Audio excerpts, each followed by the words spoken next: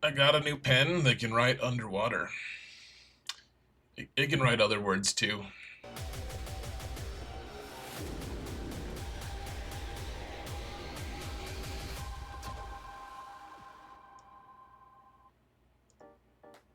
Hello, everyone, and welcome to another episode of Xerath Prevails. CG has not revealed it, but we've got a data mine that says we're getting a free Relic 10 for for fun for the anniversary that's coming up, and that's exciting. Relic 10 is obviously something we're going to have a lot of well, some fun. I don't know. I don't know what to think about Relic 10, but we're getting a new one. We're getting a free one. Now, though, the stipulation is it goes from 9 to 10. So you have to have a Relic 9 character already. So that doesn't mean to get your cup that you spent $5 for Relic 9 on to up to Relic 10, unless you want to, because you're crazy. But it's... I guess it's possible. We're going to talk about the best choices, though. Don't miss this. I'm at the same time I'm releasing this video, I'm also releasing this new era kits for Inquisitor Varys. This time I'm doing one of these for all of the new era kits, so go check that out. I'm going to link it in the video description as well. You might miss it if you only saw this video on your feed. So let's jump into it, shall we, folks? Whoa, we're in the game. This is total madness. All right, so Relic 10. We don't know what the stats are. We'll know about it in a day or two. I'm sure of it, because we'll get the new update soon. But we don't know what the stats are. The stats almost don't matter, though. The biggest thing is the interaction with Relic Delta, which Relic Delta is just the practice of protecting relic levels, basically. It's not something any of us were really asking for. I don't even think CG wanted to do it. I think they just saw it as a necessary component to growth in this game. And what it means is the more relic levels you have, the more damage you do to lower relic levels, and the less damage you take from lower relic levels. Now, the disparity is somewhere around 3. That is like, if you have relic 10 and someone's relic 7, you'll end up doing a pretty significant amount of damage versus just being relic 10 to 8 or something like that. So, I mean, this is something that a lot of people are finding very unpopular. Of course, we'll have to see what it's like in practice. We're not talking about Relic Delta exactly, except as a component for how the game mechanics are going to work moving forward. And so, I mean, we can't have a serious discussion about applying Relic 10 without talking about Galactic Legends. Galactic Legends are going to be one of the first things you want to apply Relic 10 to, for the most part. Because you want your Galactic Legends, who are, by definition, the most overpowered things in the game. They're the most overpowered characters. That's by definition. That's what they are. They're extremely powerful, and they have a lot of mechanics that help them do really well. Now, this is an approximate list of the priority level that I think you should assign Relic 10 to these guys, because yes, we're going to get a lot of stats, but we're also, I mean, a lot of times the mechanics matter more, and also just what the team composition is matters more as well. So, like, for instance, Leia is, like, assuming we get a decent amount of health, she's going to do more damage based off of just that. She's a tank, so she needs to be more tanky, and traditionally another relic level is going to make her more tanky. And because of the team that she's with, she is going to be taking some actual real damage. Jedi Master Luke is also, he does damage based on his protection. Now, he's got an interesting interaction here, guys, where you get him up to Relic 10 and he'll get higher protection, he'll do more damage, but then your damage that he uses, like, you know how he gives damage to the rest of his teams, like his team members, he is actually it's going to it's not going to be just a uniform number anymore based off of his protection. It'll based off of his protection, but because of Relic Delta, the way it's going to work is the character who is using the special from his leadership, the gifted leadership, he's gifted ability, whatever it's called, they're they're going to do damage based off of their interaction with Relic Delta. So if you have like a Relic 5 character on the team trying to hit someone at a higher Relic level, they're going to end up doing less damage. Or if you have your whole team at Relic 10, then they'll all do damage based off of Relic 10. So you actually got to get quite a bit of Jedi Master Luke's team up to Relics as well. But I do think that increasing his base damage, especially if a pretty large amount of the stats that are going into him is going to be protection, that's going to be good. And it does boost his whole team. You just have to remember that Relic Delta is going to apply to the rest of the team as well. So we also have Supreme Leader Kylo. He just counters all the things, and I mean, he's gonna do a lot of good damage. And he's also against a lot of things. Like if he gets focused down, he just gets killed, and the things that he's targeting a lot of times are going to be capable of it. Like the Pirate King Hondo team can do a tremendous amount of damage. And Pirate King Hondo, by the way, he's got the evasion mastery. He's got all kinds of obnoxious components to his kit that I think, if they give him mastery to start with for the new Relic level and everything, he's going to be a good one. Rey actually has a few different things. Like first off, she wants a lot of health and a lot of damage because that's, her ultimate is all the damage is based just on her offense stat. Her whirlwind is actually based off of her relic level, her relic amplifier level. Here, I need to fix this. Hold on. Boom, fixed.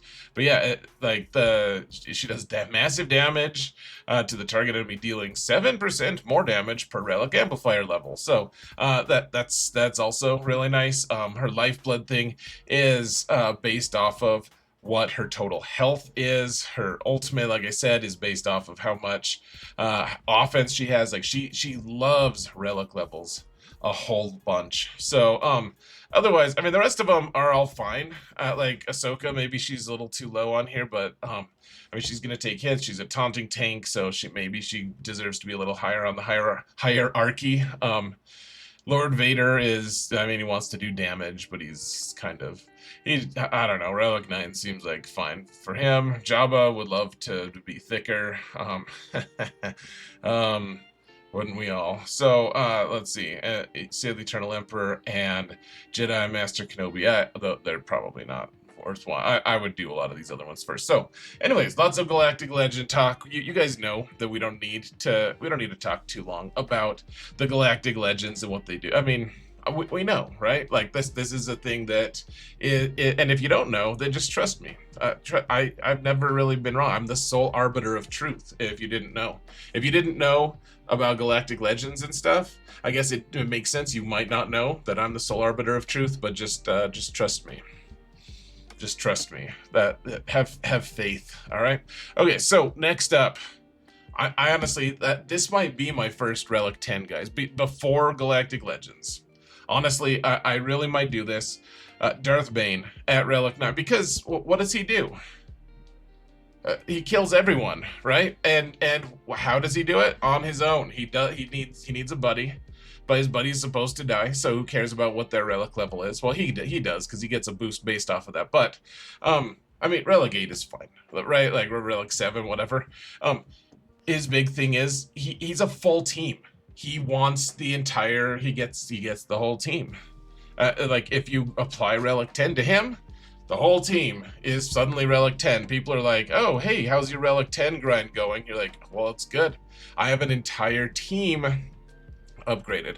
Now, of course, one thing I should point out here at this point, folks, is, of course, Relic Delta is going to be interacting with a lot of different things like territory battles or I don't know, just like a lot of like conquest and everything. Relic 10 is not really the thing that's going to make or break you in any of those. Like, first off, Relic 10 isn't going to unlock any new nodes in Rise of the Empire. They're all Relic 9. That's not going to shift or anything. And also, they're all going to be like Relic 5, I think, is the highest that they get. Or maybe they get a little bit higher, but not too much higher. Like, you're going to end up just like if you Relic 9, that's probably enough. Frankly, like you probably don't need to be 10 to dominate in these other game modes. It's mostly for PvP. Like the interactions that we're looking at here are PvP oriented. I just don't think that this is going to be a worthwhile PvE consideration until, of course, they do release some sort of requirement with Relic 10 for the next Galactic Legend or something, which I think is very probable. And honestly, I think that that's actually a pretty practical response for a lot of people. Maybe just stash it away. It's just hoard it. I don't think I want to do it. It's a free one. Let's have some fun. But if you want to, that's a perfectly legitimate response, guys. If you just want to hoard it and just keep it in your pocket, honestly, I don't have a problem with advocating for that. I think that that's actually just pretty prudent on your part. So, anyways, Ezra is a frustrating fellow, and he's tough to kill, and he's got evasion mastery, and of course, as you give him more relic levels, he's going to get more evasion and everything. He's like a Galactic Legend lifter. Of course he is for Ahsoka, but he's good at lifting all the other Galactic Legends as well. He's so obnoxiously strong. Getting him up to 10 is just gonna make him better. So have fun making your opponents tear their hair out. Drogon. So he's got a couple components here. First off, he wants to be more survivable because he's pretty squishy, and your opponent's character or team usually targets him. It's really frustrating. And then he also just wants to do a ton of damage to, and he's always on a team that you want to you want to do a lot of damage to, and it's like one of their best teams, right? Like you're taking Leia in against like their best squad, and so he needs to do a lot of damage to them relative to their relic level, right? Because they're a good relic team, or they're really good. You know, you're taking Leia against Galactic Legend Ahsoka, for instance. You want to be able to do a tremendous amount of damage, and they're going to have a high relic level. Like they're all going to be relic 8 or higher a lot of times. I know that that's not everyone's world, but if he's relic 10 though, he's still getting like a 10% damage boost and a 10% damage reduction. That could really make a huge difference right away. And it's not like your opponent's going to immediately have a full relic 9 or relic 10 Galactic Legend Ahsoka. Drogon is going to benefit more from this than pretty much anyone on that team. By the way, Jyn doesn't benefit from this at all. In fact, she just takes all the damage anyways. She may as well be relic 5, and she just keeps taking damage, but it doesn't matter how much damage she takes because she can't die until the fish dies, right? So anyways, that just as an aside, here's something that I recently discovered. One of the best sidekicks for Bane is Darth Revan. Darth Revan does a lot of cool things with Bane, namely like you can't be assisted on for him, like they can't call an assist against him. I used him. It's like an 83% win rate of Bane plus Darth Revan against the currently, with a good datacron, insane Inquisition squad with Ninth Sister. And you know, he's got, because he can ignore taunt with Bane, he can also just hit their lead a lot of times and fear the whole team. He has a good AoE. He helps, when he almost dies, he shifts some of the damage to Bane, and sometimes that's good, sometimes that's bad, but he is actually a really nice sidekick. And then you have the added bonus of him being a pilot. Now, honestly, I wouldn't do it just because of piloting, because even if you have a slower, if you took a mod off of Darth Revan, for instance, so that your Leviathan was just slower than everyone else's Leviathan, you can still win 100% of your matches if you know what you're doing. Like it's not really a vital component to winning for you to go first. So even though it might be more convenient to get him to Relic 10 right away for ships, it's not going to be a win condition really. So I would hesitate for just the ship's reason, but because he goes so well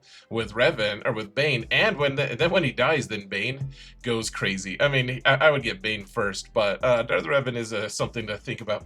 Now, here's something to think about too. General Skywalker is a character that I've routinely told people not to care about too much. He's a character that keeps downshifting. He in a world of decline, he's kind of the poster boy. He's not really doing as much as we want him to, right? And so why would I say Relic 10 him? I mean, this is a thought experiment, really. So think of the things that commonly counter him right now. Like Galactic Legends, sure. But most people don't want to use that. Like CLS teams might, but a lot of people just have like a Relic 7 CLS team. So what if he used Relic 10 and they used CLS against, like, the damage disparity is going to be actually pretty solid. Like, it's going to take a lot more hits to take him down, and his punches back are going to be so much more significant, and he keeps his whole team alive until he sits down, right?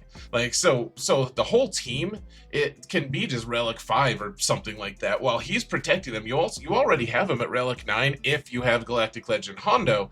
And so Skywalker, in a lot of ways, is just, he's like this big shield. He's a Relic 10 shield, and sure, once he kneels down, then the rest of the team gets slaughtered, and it's horrific. But as long as he's alive, and the things that he's countering aren't going to have a huge, like, really immediately high Relic level, he might actually really benefit from Relic 10 here. Plus, he already does a non-insignificant amount of damage. I just think that he could actually do a little bit more damage with Relic 10 as well, obviously. So just something to be thinking about. That kind of thing where, that kind of mechanic where he keeps his whole team safe. They can't die until he does. It's kind of cool. And if they're just, if they only have like a Relic 5, a Relic 7 team that's hunting him, you might force your opponent to use a Galactic Legend on your previously insignificant team because he is on his own an impediment. So, okay, next we have like the lifters for Galactic Legends. These are obviously like a lower tier than Drogon or Ezra, in my opinion. Like, or Bane, I guess, if you count Bane as a Sith Eternal lifter. But, I mean, they're still pretty good, though. Ben is going to be, I mean, we all know how obnoxious he is. He already does such a crazy amount of damage if he's allowed to actually do his special. And at Relic 10, it just seems so obnoxious. Boosh, same thing. She does a lot of damage. Jedi Knight Cal, I was just talking about Relic Delta interactions with Jedi Master Luke. Jedi Knight Cal is, in a way, he's like an unofficial lifter unit for Jedi Master Luke, and so like getting him higher relic levels is nice. Plus, it just makes the Zepho mission, the unlock Zepho mission, way easier in Rise of the Empire. Rey just does a crazy amount of damage with her AoE. She likes to be a little more survivable, but not bad choices. I would probably get their various characters, like Galactic Legends, up first, with the possible exception of Boosh, just because maybe Jabba's thick enough at 9. Maybe he's not. Your mileage may vary. And then we do have a list of fun things. Like, I recognize that not everyone just wants to play this game to dominate and destroy and be optimized and be good at this game. I'm sorry. So sometimes, look, I want things to be effective, but I also sometimes, don't be too surprised if I end up doing one of these guys, fairly early on. Like Malicos, he's only good in one game mode, but that's the only game mode that, I mean, Relic 10, like I said, is just kind of for PvP only right now anyways. And so throwing rocks, being able to keep up with the Galactic Legends that are inevitably going to be Relic 9 or 10 here pretty soon, it's kind of nice. He counters about half the GLs, I guess, though we don't see a lot of those on defense these days. Wampa is fun just because it's another one-man squad, right? One woman squad. Sorry, people get mad when I insinuate that Wampa might be male. So Wampa could do a tremendous, I mean, early game that might work, but Relic 10, I don't know. Give us our Wampacron back. That would be great. Star Killer, he's gonna have a stranger buddy here pretty soon, ramping him up anyways. So I don't know how much we need Star Killer to be high relics, but it's a fun idea. He does a lot of damage with AoEs. I just recently one-shot a Hondo team with him, with my alt. It was really cool. I might make a video just on that, just because of how overpowered it felt. It was really fun. With just his AoE. So imagine how he could do that with Relic 10. Shin, she already does a lot of damage. She hits below the belt. Well, also she hits below protection. Both. The protection is kind of like a belt, I guess. So she does a lot of damage. The Balin team is more and more enjoyable for me. And then Spirit, if you have a good Night Sisters team already, a good Great Mothers team, like you already know how much crazy damage you can do with Night Sister Spirit. And that, I mean, she's probably not on a super high list, but it's a fun thing to think. Like, I think the initial focus for me is going to be on attackers, because you need to do damage to these new teams. You need to be able to do damage, and I mean, you need to also survive. So we'll have to see. Obviously, we'll update this list as things progress, as we know more about their stats and stuff. But have fun one way or another, guys. We're in an era, we're in a new era entirely for the game. So let me know what you think. Did I miss any good Relic 10s? I would love to hear what your thoughts are. Thank you so much for watching, and remember that in all things, Xerath prevails.